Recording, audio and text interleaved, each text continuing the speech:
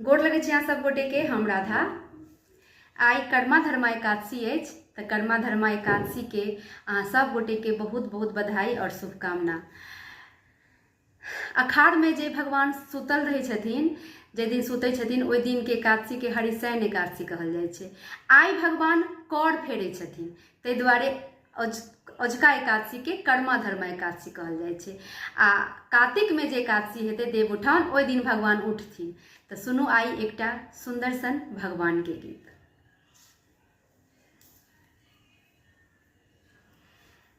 भगवान गेला तुलसी बन में, भगवान गेला तुलसी बन में, हम जियब कोना भगवान बिना, हम जियब कोना भगवान बिना।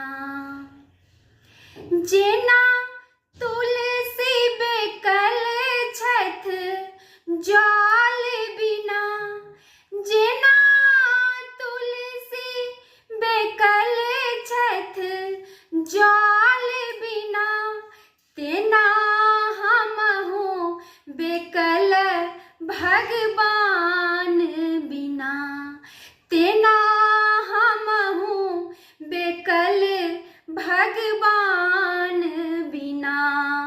भगवान गेला तुलसी बन में, हम जियब कोना भगवान बिना।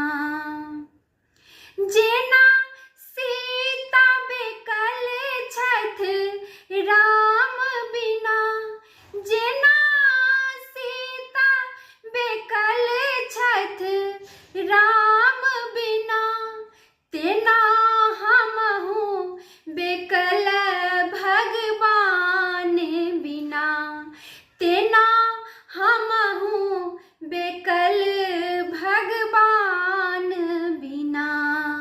भगवान गेला तुलसी बन में, हम जियब कोना भगवान बिना। जेना राधा बेकल छथ कृष्ण बिना, जेना राधा बेकल छथ कृष्ण बिना, तेना हमहु बेकल भगवान बिना, तेना हमहु बेकल भगवान बिना।